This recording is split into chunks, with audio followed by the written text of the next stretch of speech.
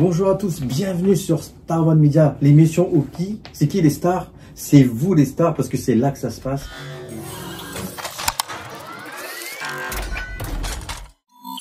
Star One Media. C'est qui les stars? C'est vous les stars. Mes deux invités sont ouf.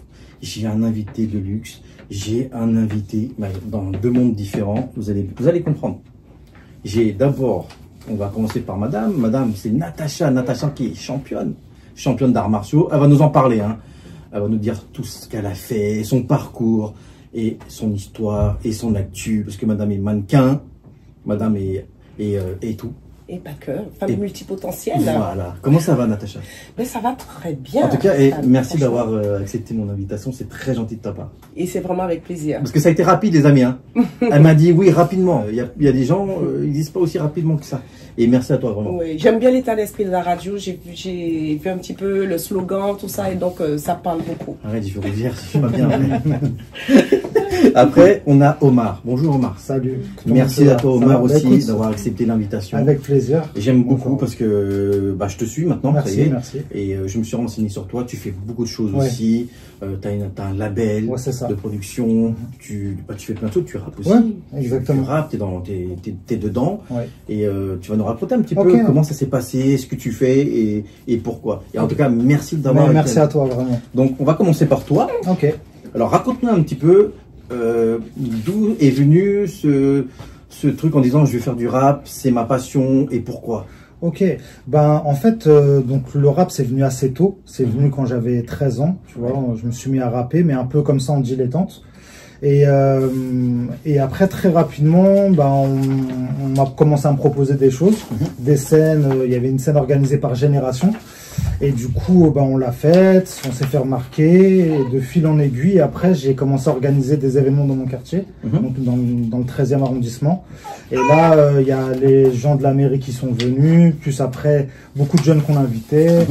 Il y a eu l'équipe de Nekfeu aussi qui sont venus un petit moment, dans les débuts.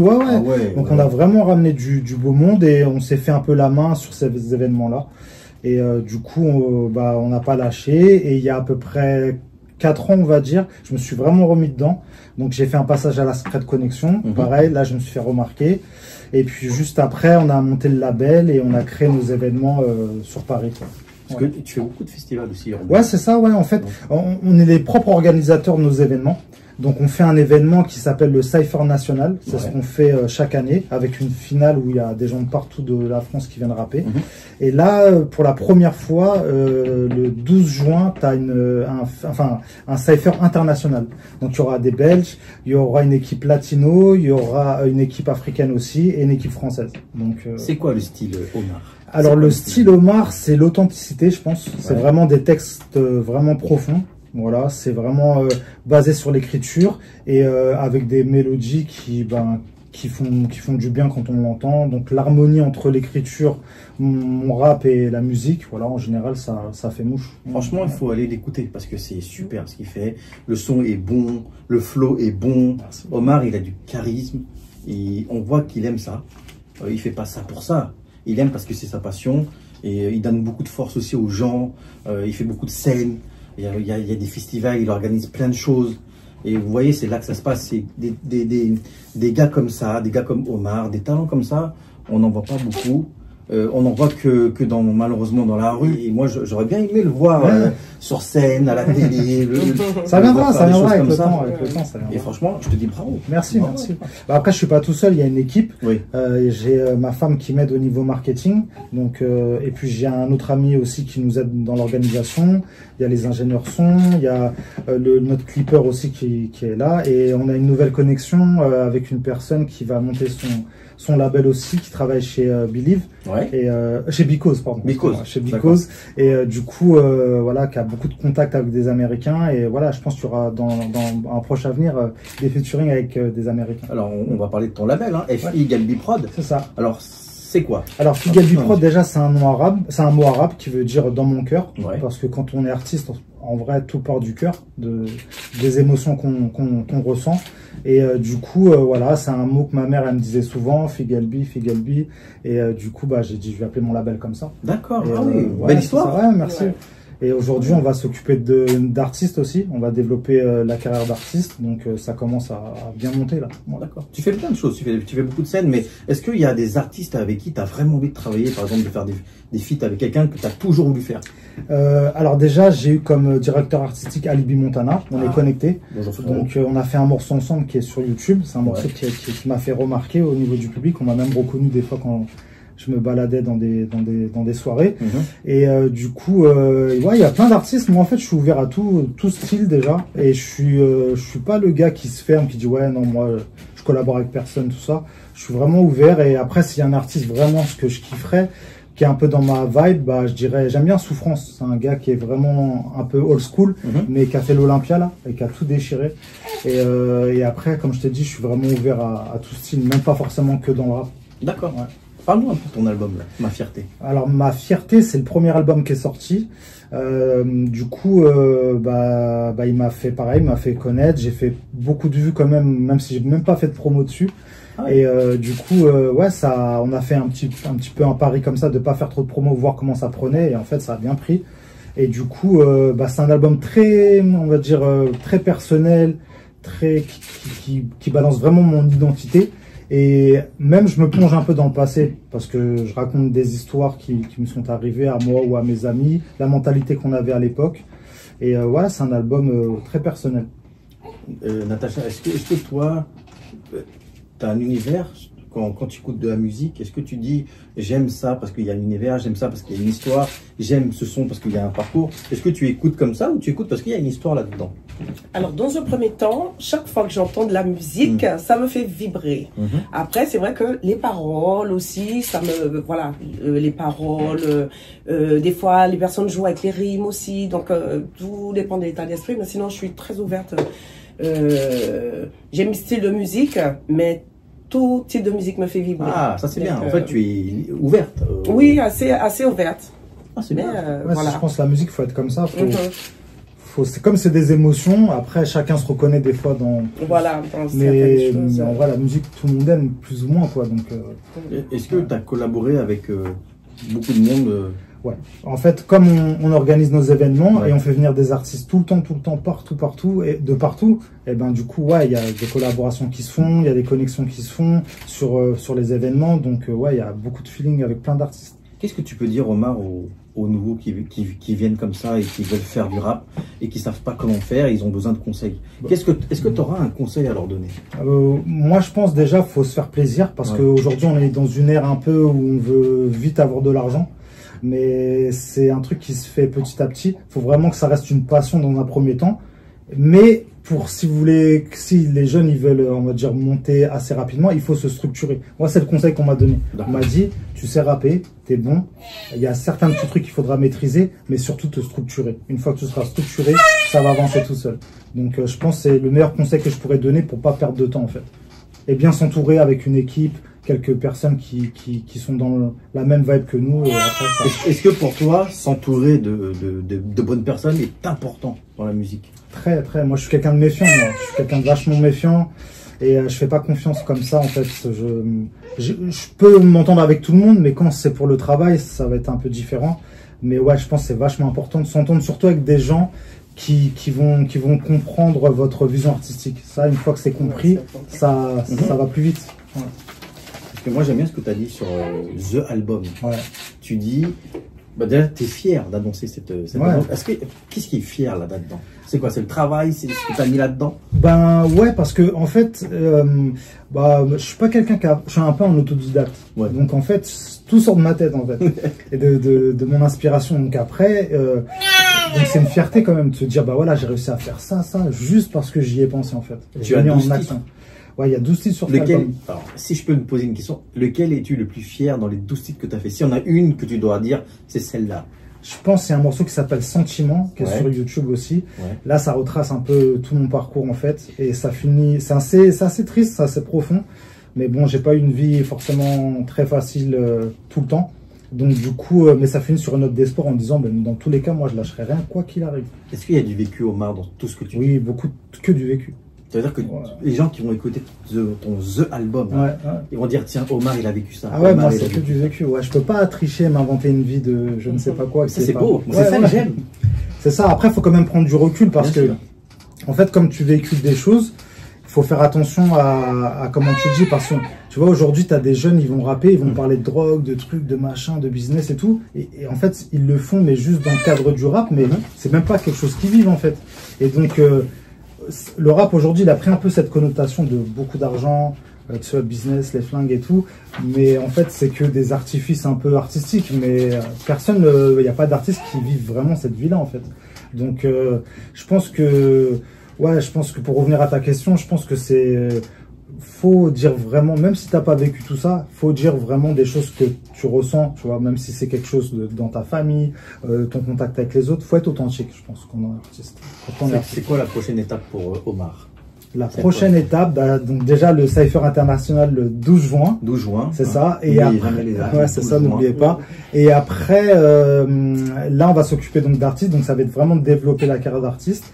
Et après, il y a d'autres albums qui vont sortir et on va essayer de faire une grosse scène parisienne, peut-être l'année prochaine et voyager aussi. Il y a peut-être l'Algérie, le Maroc, le Mali magnifique. On va peut-être faire des choses là-bas. Et du coup, je pense que c'est déjà bien, quoi. Ouais, c'est déjà il y a quelques titres, hein, t'as Trocadéro. Ouais, Trocadéro. On est à Porto Rico, ce clip-là. Oh, magnifique. Ouais. Porto Rico. Ouais. Tu voyages hein, quand même. Ouais, il faut, on essaie c'est pas mal, on essaie de faire des choses. Ouais. Tu as pris souvent? Ouais, pris souvent, c'est important. Tu as Mektoub, hein? Ouais, c'est ça. Il y a de la spiritualité dans mais c'est très bien aussi. C'est très bien. Et t'as Everest. Ouais. Et nostalgique parce que c'est nostalgique. Ouais, c'est ça. C'était parce qu'en fait, c'était une fille que j'ai connue quand j'étais plus jeune. Ouais. Et des années plus tard, elle m'a dit ouais, je fais de la musique. Je fais moi aussi. Et du coup, donc les parcours, on était jeunes, très jeunes. Donc maintenant, voilà, le temps a passé. Et elle me dit qu'elle est artiste. Donc elle a composé cette musique. Et je dis mais comment tu veux qu'on l'appelle? Elle me dit nostalgique par rapport à toute notre époque. Je dis ouais, t'as raison, c'est pas mal ça. Donc la nostalgie, il y a des bonnes choses à... Voilà, quand on regarde dans le passé, il faut pas toujours regarder les trucs tristes. Oh, j'ai vécu ça. Mais il y a aussi des bonnes choses. Il y a eu vraiment des bonnes vibes. S'il y a un mot que les gens peuvent dire sur toi, Omar, qu'est-ce qu'ils peuvent se dire sur toi en un mot? En un mot, je dirais que je reste sur le mot authentique. C'est quelqu'un d'authentique, de sincère. Il va se livrer... il va vraiment se livrer, quoi. J'essaie de parler de cœur à cœur, en fait.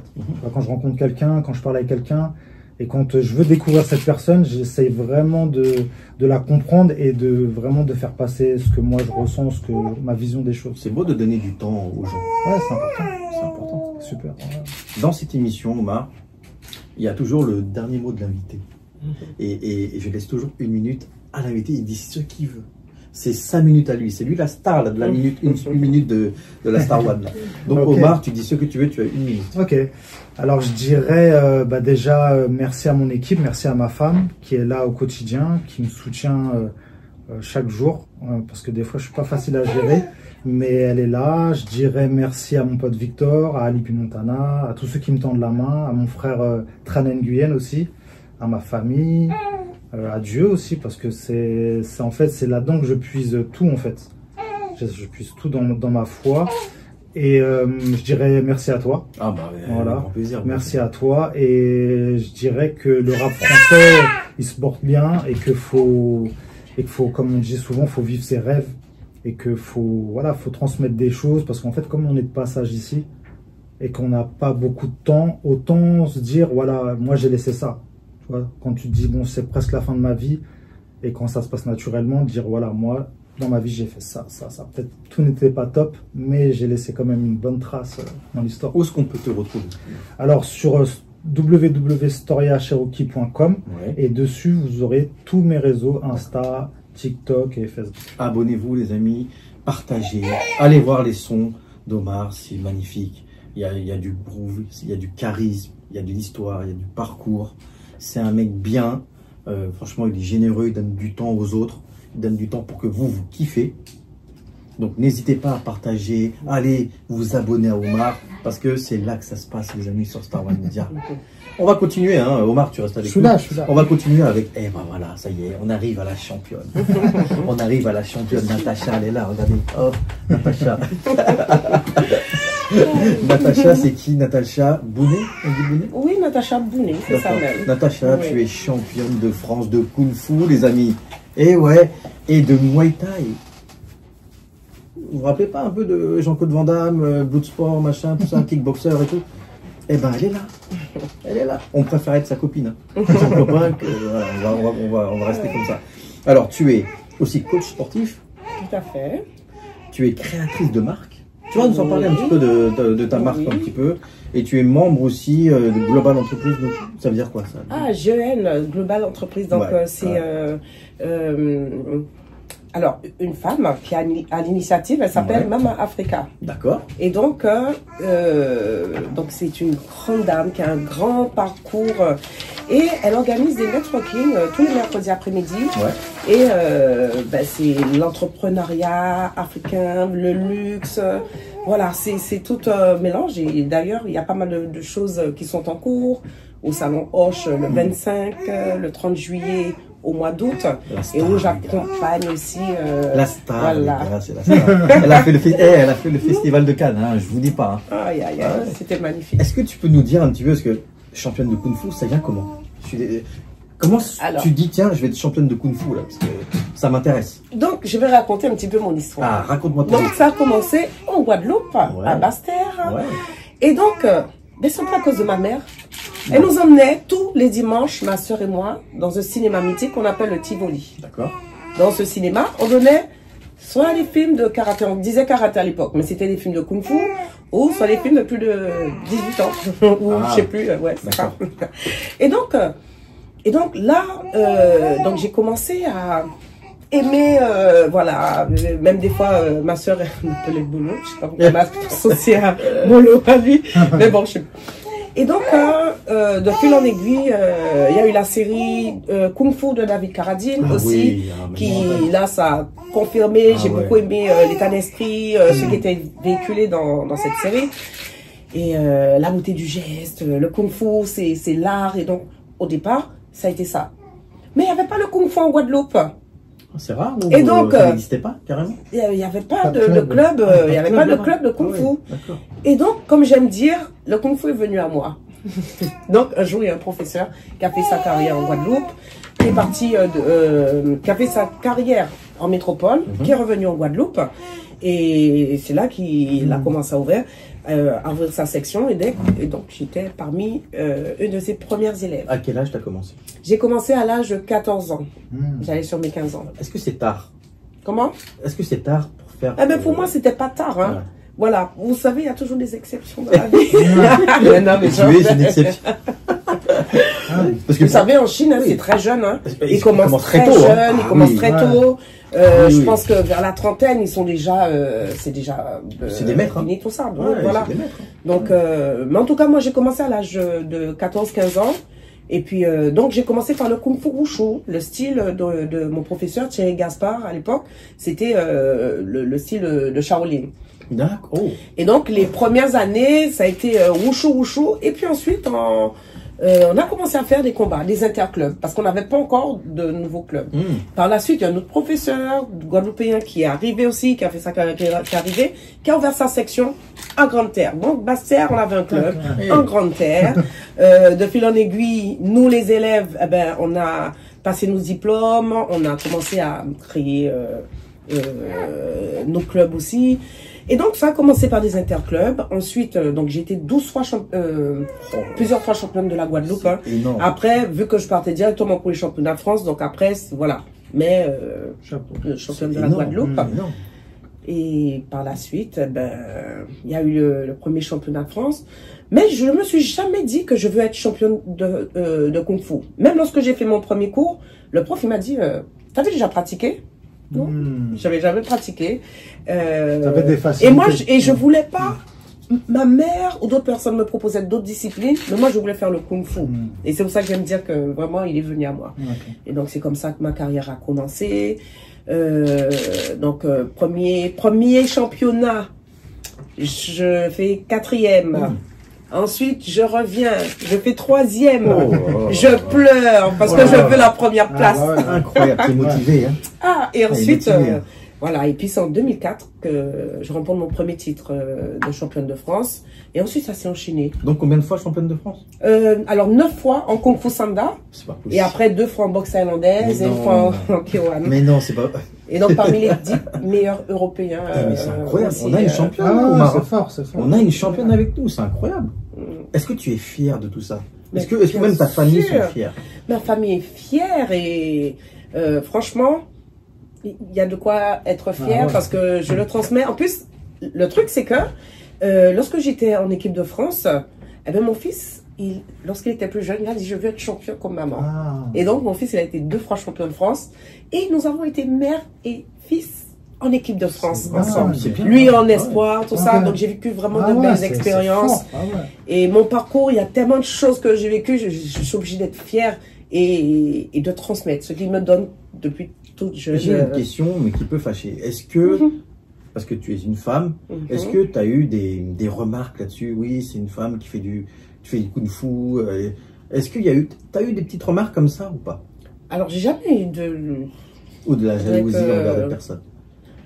Alors, la jalousie, mais c'est pas en tant que femme, mais peut-être Championne. en tant que personne en Guadeloupe. Donc, je vais pas forcément rentrer dans le détail, mais c'est vrai que, voilà, il y a des personnes, peut-être, Ouais. C'est pour ça. que mais en fait, pour moi, c'était tellement bête parce que, Ouais. voilà, mais ça fait que, vu que moi j'étais en lien direct aussi avec les responsables de la fédération, le DTN Pierre-Yves Roquefort, si jamais il entend cette émission, si jamais. Et puis, moi vous savez, moi je pratique la psychologie positive. Ouais. Donc moi je vois que tout ce qui est positif.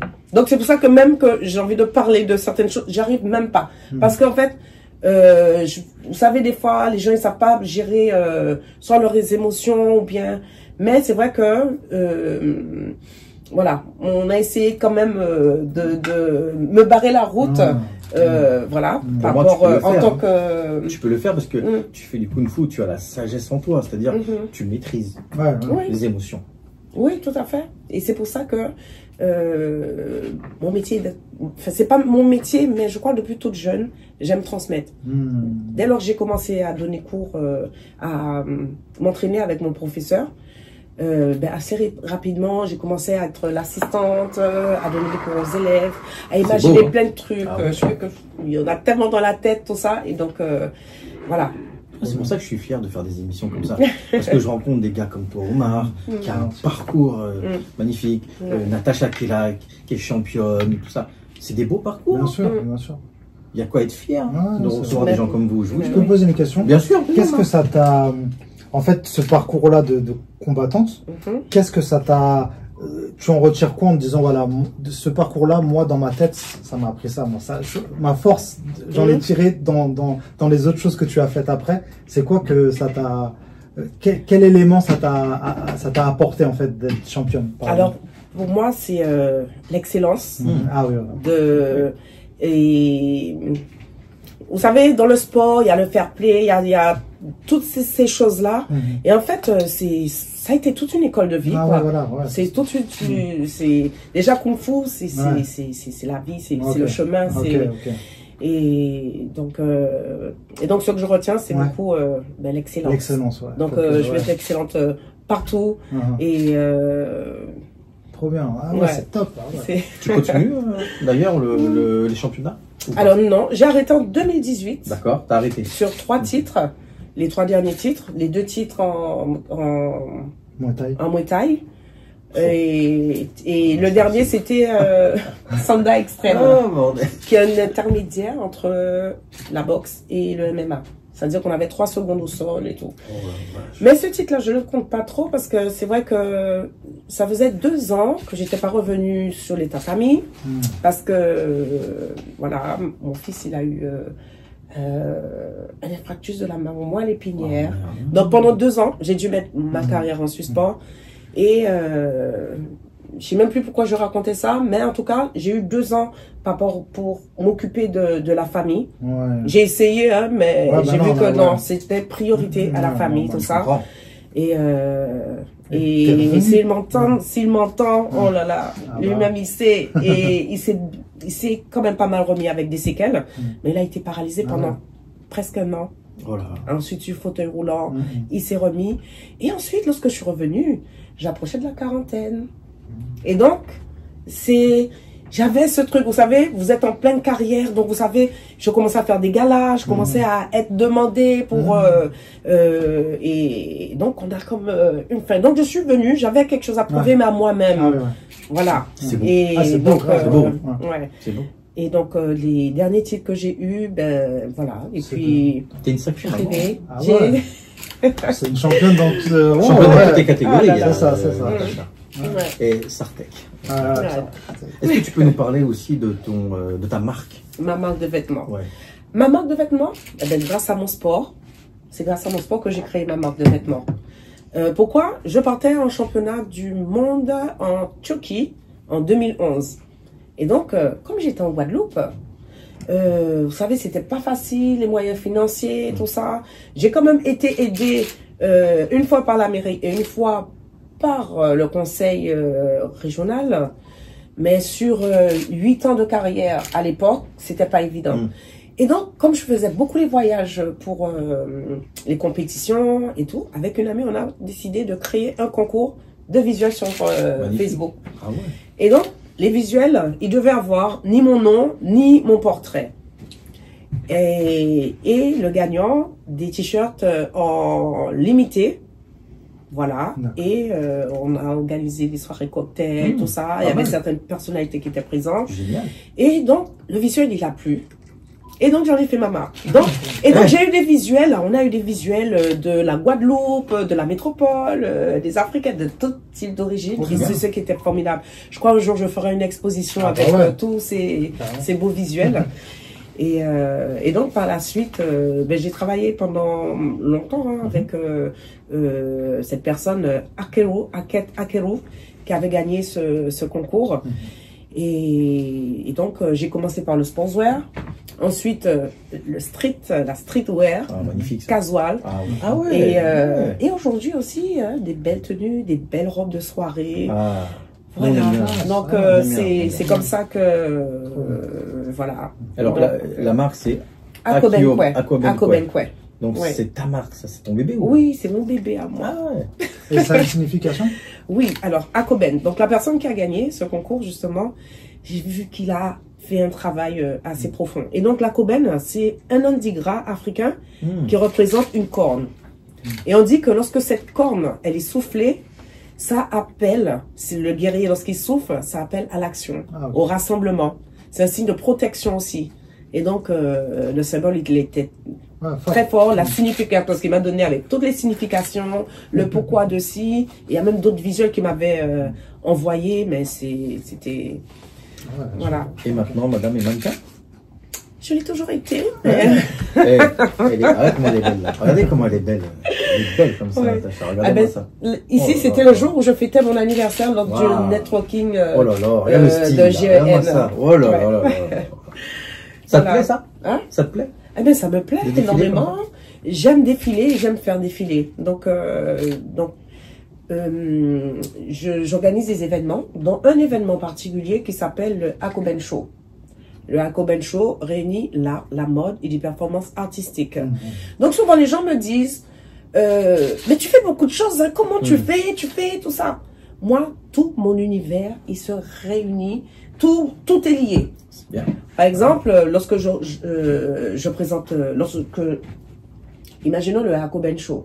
Donc, il y a des défilés, je fais défiler des créateurs et donc ma marque. Moi, lors des défilés, eh ben, il y aura des performances, c'est scénarisé. Donc, on va voir un peu d'arts martiaux, Ah oui. des scènes de combat, on va voir des artistes. Et moi, j'aime chanter aussi. Oh, ça y est, on va nous sortir tout ça. Et donc, je chante. Ça y est, Je chante pendant que je présente mes mannequins. Ah ouais. Et j'aime mettre les gens en avant. Et donc, j'ai ma façon de faire. Il y aura un événement ou pas? Animer Il y en aura. et tout. Il y en aura. Ah, bah, il faut nous Il y a le gros événement, il est en 2026 Ah, et d'accord. tout. C'est sur le thème de la rage de vaincre. Parce que, voilà, on arrive. Trop bien. Ça, c'est tout toi, ça. Oui, non, mais c'est clair.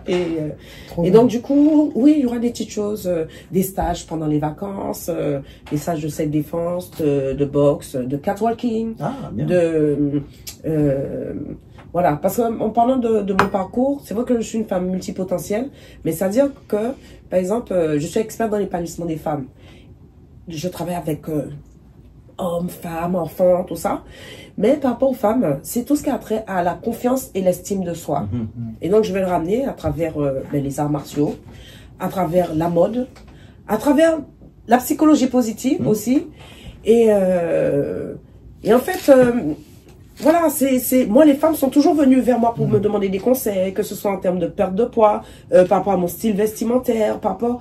Et donc, c'est tout naturellement, parce que des fois, les gens me disaient, mais toi, tu devrais travailler pour les femmes, hein. Et je disais, mais pourquoi que les femmes non.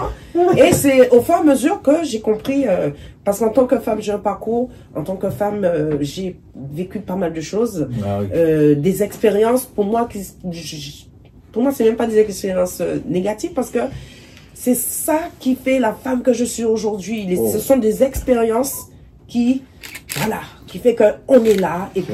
Tu avais dit une très belle phrase tout à l'heure en off. Tu sais, Oui. tu m'as dit quand épreuves. Dieu te donne des épreuves, je disais, tu sais que tu, voilà. il sait que tu peux les surmonter. Je disais Exactement. que Dieu donne toujours des Tout à épreuves fait. à ceux qui peuvent les surmonter. Voilà, ouais, Exactement. C'est trop Tout bien, à c'est fait. trop juste ça. Tout à Ouais, fait. je sais, je suis un peu philosophe. Voilà. Je suis comme ça de temps en c'est temps. ça. Ouais. Ça m'arrive. Mais oui. Ouais.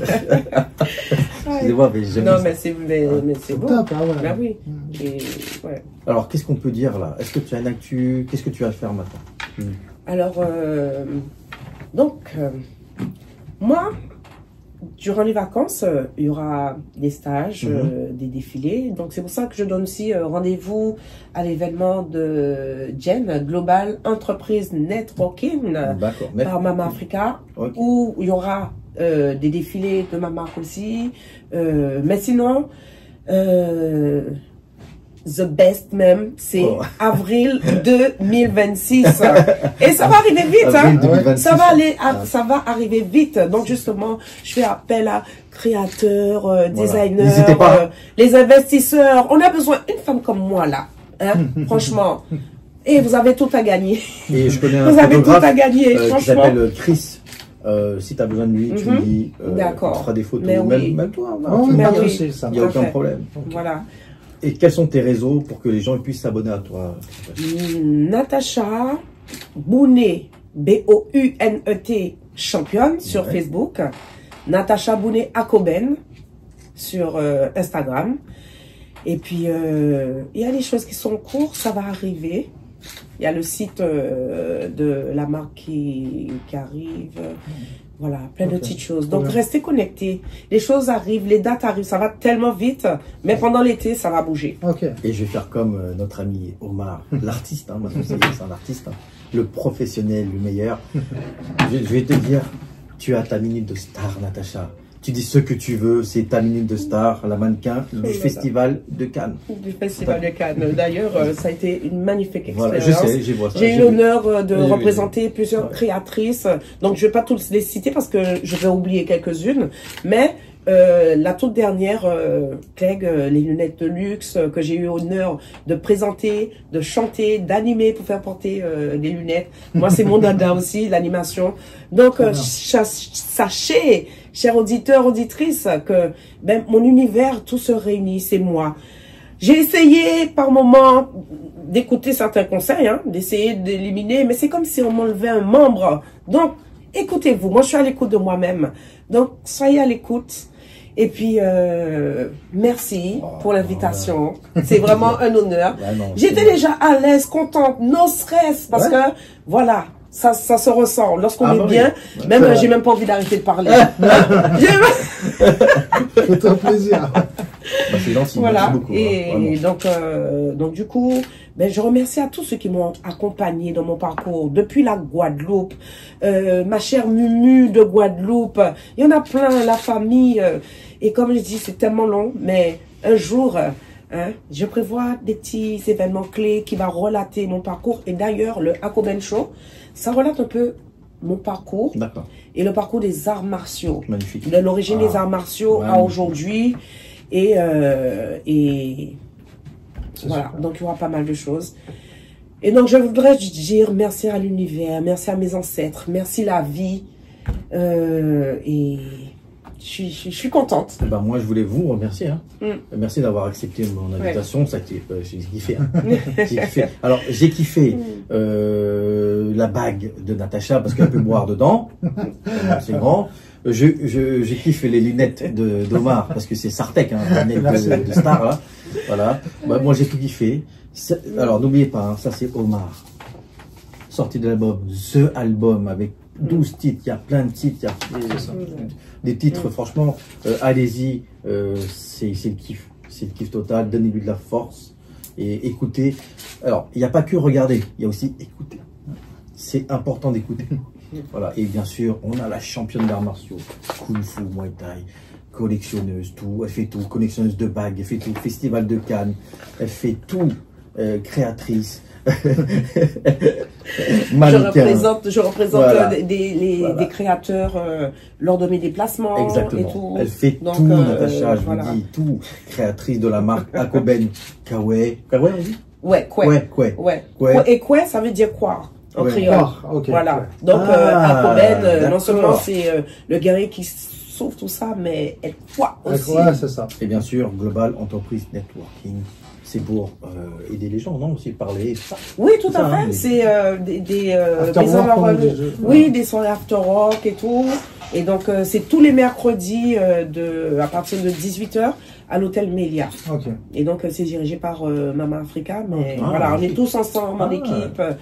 Et voilà, il y a du gros qui arrive. Super. Donc, restez connectés. Star One Media, Et, c'est là que ça se passe, les Et amis. oui. Et comme elle a fait le festival de Cannes, hein.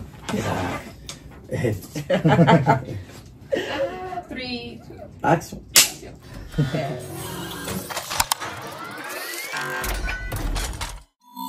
Star One Media. C'est qui les stars? C'est vous les stars.